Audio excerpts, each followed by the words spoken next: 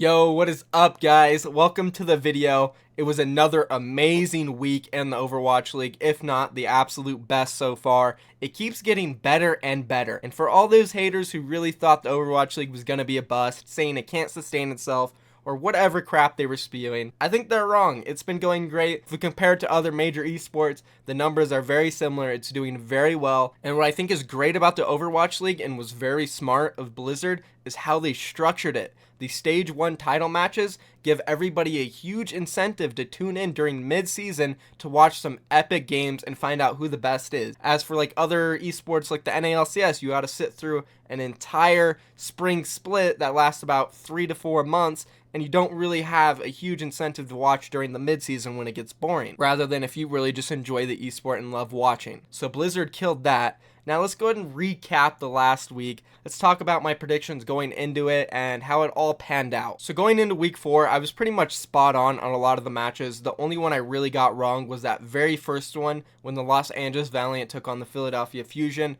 I said that Philly would win in an epic match, probably a game 5, if not very close nail-biting 3-1.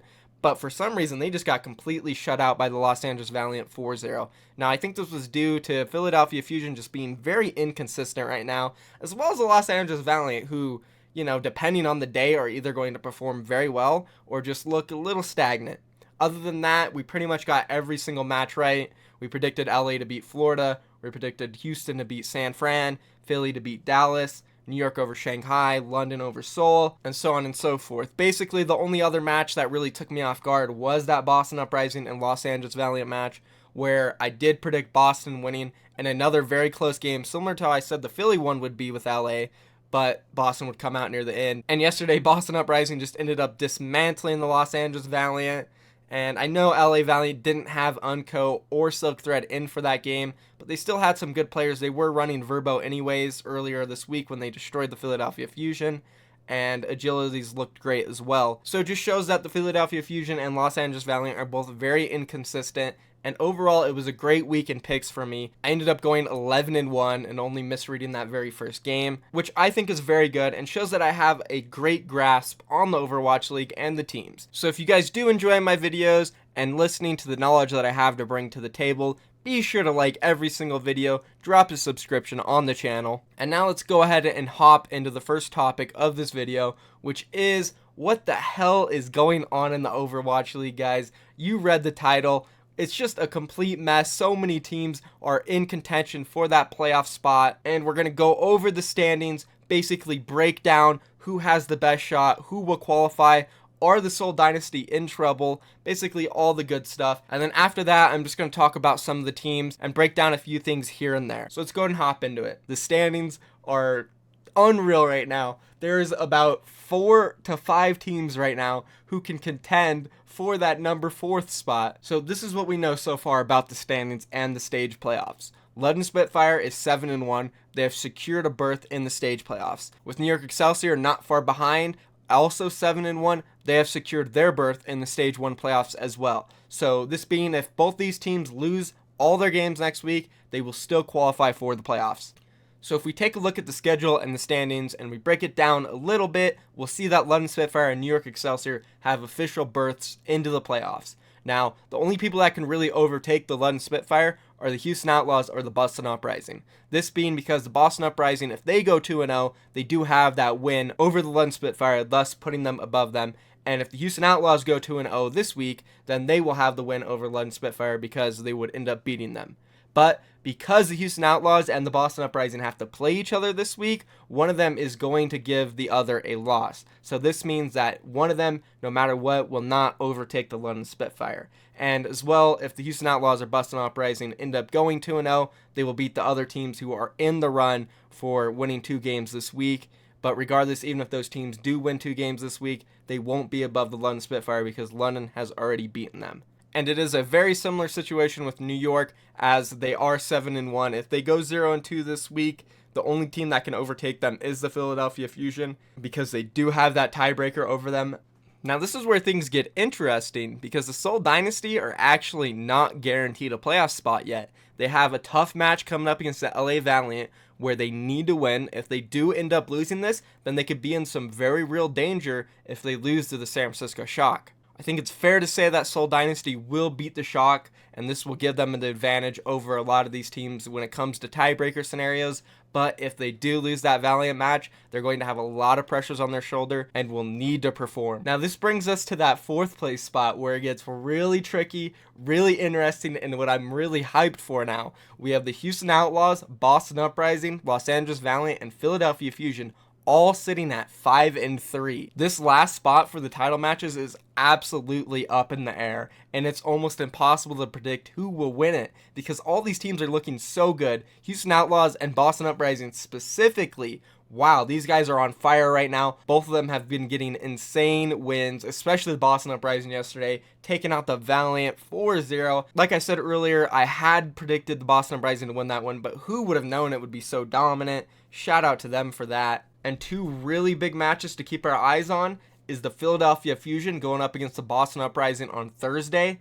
And then we have the Houston Outlaws taking on the Boston Uprising on Saturday. I really think the Los Angeles Valiant have the hardest time qualifying out of the 3 since they do have to go up against Seoul Dynasty, and they're likely not going to win that, and they just had a devastating loss against Boston. So I'm going to go ahead and X them out and say Los Angeles Valiant don't really have much of a chance of making it. Of course, though, the Valiant could always come out and shock us and beat the Seoul Dynasty. It is very possible. The Houston Outlaws almost did it without their star player, Linkser, so you can't take everything off the table, but I think it's okay for me to sit here and say that Seoul Dynasty will more than likely win, and that Los Angeles Valiant do have the toughest time qualifying. Yeah, they do have that second match against Shanghai, which they will more than likely win. If they do somehow go 2-0 and beat Seoul Dynasty and the Shanghai Dragons, then it will be very interesting because there was going to be multiple tiebreakers between Los Angeles, Seoul Dynasty. They will both be 7-3. And then we're going to get into how the Boston Uprising, Philadelphia Fusion, and Houston Outlaws can qualify.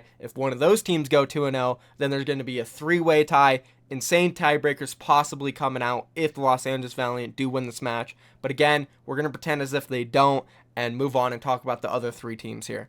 Now, as for Philly, Boston, and Houston, ooh, man, this is going to be awesome. Because on that Thursday match, Philadelphia Fusion, Boston Uprising are taking on each other. Whoever wins this game virtually is putting themselves in the best position to qualify for the playoff. For the Philadelphia Fusion, if they do take out Boston, then all they have to do is beat the Florida Mayhem and hope that the Houston Outlaws either lose to Boston or they lose to London. So I'd say Philadelphia has a very good shot if they win that game against Boston. Now, the Boston Uprising have an interesting path because if they take out the Philadelphia Fusion and then take out the Houston Outlaws, they will qualify themselves. So basically, Boston Uprising has the most clear-cut way to qualify, and it's basically in their hands, whereas the Philadelphia Fusion kind of got to hope for the Houston Outlaws to lose one of their games while they go 2-0.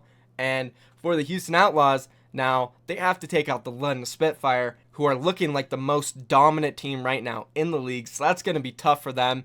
If they play their cards right, they can maybe do it. I mean, I'm not going to pick Houston for this game, although I have been hyping them up a lot lately. I just don't think they can do it. So this will put them in a position where they have to either hope that the Boston Uprising or Philadelphia Fusion don't go 2-0 and they take out the Boston Uprising. If the Houston Outlaws lose to London and take out Boston, so the most clear-cut way for Houston to qualify would be for the Boston Uprising to beat the Philadelphia Fusion and then the Houston Outlaws beating the Boston Uprising, thus putting them all in a 3-way tie. There's just so much potential to see ties all across the board. Even if Seoul Dynasty somehow loses to the San Francisco Shock and goes 0-2, we could very well be seeing some tiebreakers. This is a huge mess. Everybody is so close in maps. They have tiebreakers over each other left and right.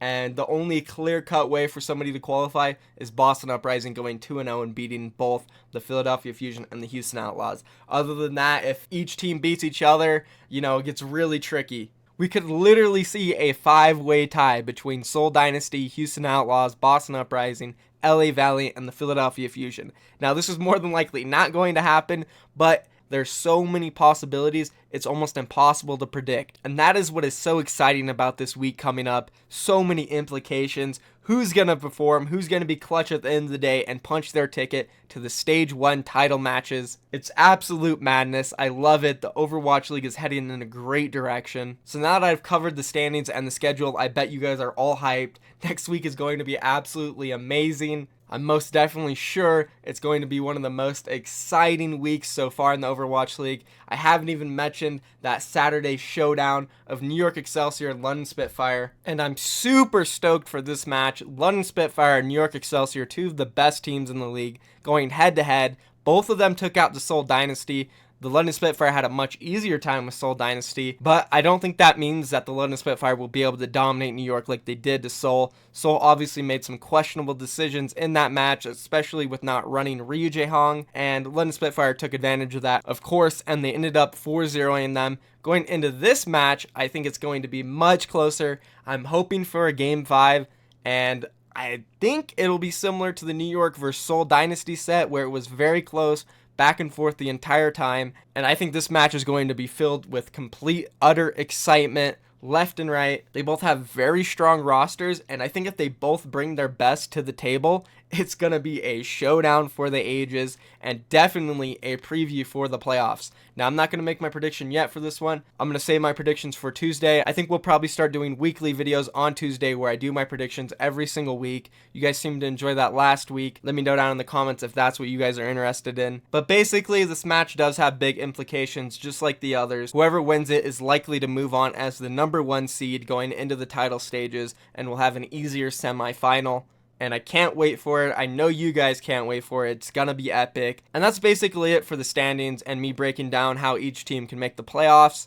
Let's move on to talking about some of the teams from this past week. We haven't really talked about the games from yesterday, and there was definitely some interesting ones. The Dallas Fuel showed some life. Boston Uprising took out the Valiant very easily, and the London Spitfire absolutely decimated the Shanghai Dragon, and probably the most dominant win yet in the Overwatch League. So I guess let's just go in order, and we'll talk about the London Spitfire match. They just looked absolutely amazing. There really isn't that much to talk about. They just absolutely dominated all across the board. Prophet looking like a god as usual. This guy is something special. I'm telling you guys, keep an eye out on him. The Shanghai Dragons, man, I felt bad for them. They got wrecked. They really have been looking much better than they were at the beginning of the season. The second half of the stage, they've really been improving. And up until this game, I would have said that they had a chance to maybe win a map, definitely put up a fight against the London Spitfire, because they did put up a fight against like Seoul Dynasty and New York Excelsior in the past couple weeks. Even against the Philadelphia Fusion, they almost beat them. So you never know with the Shanghai Dragons, they could put up a good fight. But again, just London Spitfire, so dominant, looking great. There's no reason to pick against them in any matchup. And let's move on to the second match of the day, which was probably the most interesting one, which was the Dallas Fuel taking on the New York Excelsior, where the Dallas Fuel looked much better than they really have lately. I know last week they did have a resurgence where they did beat the San Francisco Shock and almost took out the Boston Uprising, but then heading into this week, they got absolutely destroyed by the Philadelphia Fusion. Wasn't close at all, straight 0-4. They ran a new roster once again, and it just seemed like they really aren't learning their lesson. And then all of a sudden today, they go up against the New York Excelsior, and they take out KINGmykL on Oasis. On Koth, the first time Pine has lost in the Overwatch League, and Anubis was very close. Sure, they got rolled on Nubani, and Dorado was, sort of close. Not really. They capped with 2 minutes left and won, but still it was kind of close. And overall, a perspective, the Dallas Fuel could have won Anubis if they made slight changes, and they did beat KINGmykL for the first time that somebody took them out on Koth. Now, I don't know about you guys, but that's like a 200% improvement from their game against Philadelphia Fusion where they got smoked and rolled. So you really just never know what you're going to get with the Dallas Fuel. They're so inconsistent. They keep running new rosters, and I don't understand why. You need to stick with one thing. You have to stay persistent. Switching up the roster and the core players every single week is just not going to work. Last week you were running Seagull, and it was looking pretty good. The man was doing very well. He was fragging out on the Junkrat, doing good on the Genji. He was just flexing on multiple heroes and providing a solid performance. And then this week, you throw Taimu back in, you throw Harry Hook in, you take out Custa, you switch it up once again, and you get smoked and rolled. Now, again, against New York Excelsior, you look good again. So just stick with this roster. I think it's good that they're running the old Envious roster. I think that's the best roster they have, even though Seagull has played good. Maybe you can flex him in on Koth only, treat him like Pine. But just in general, they need to be persistent with their roster and stick with one thing. Something I really did like about the Dallas field today was that they had effect on that Tracer more than usual. And let's all be honest with each other. We know Effect's best hero by far is Tracer, and the biggest impact he can have for his team is on that hero. So they need to run him on Tracer, so keep him on Tracer, run the same roster, and Dallas Fuel can start to improve. I believe in them, I really do. They have some good players across the board. I just want to bring up again, New York Excelsior did lose on Koth. Finally, Pine is no longer the only player in the Overwatch League who hasn't tasted defeat. It took a while, but it happened, guys. Like I said, nobody's going to go undefeated in the Overwatch League unless you only play one game, and that's it. So let's move on to that last game now, the Boston Uprising and the Los Angeles Valiant.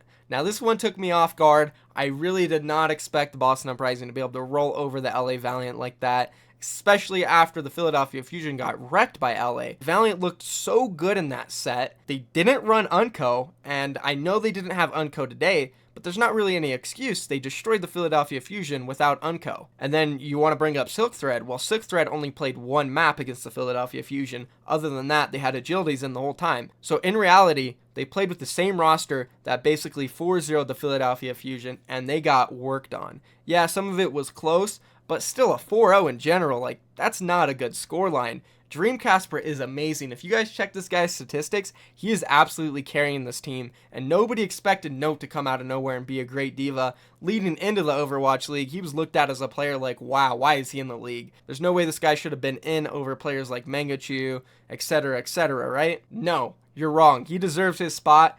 I mean, he's basically playing over Kalios, who was coming into the league looked at as one of the best off tanks. So you know this guy's good. They're destroying everybody in their latest matches. And coming into this next week, they hold destiny in their own hands. If they go 2-0, they qualify, and that's that. All they need to do is win out. And it's going to be hard to bet against them because they're looking very good. But I don't want to get into my predictions yet. We're going to save that for Tuesday. Alright, and that's that for this video, guys. Thank you for watching the whole thing. I know it was a long one. There's just so much content to produce for the Overwatch League, so I want to jam it all in a video.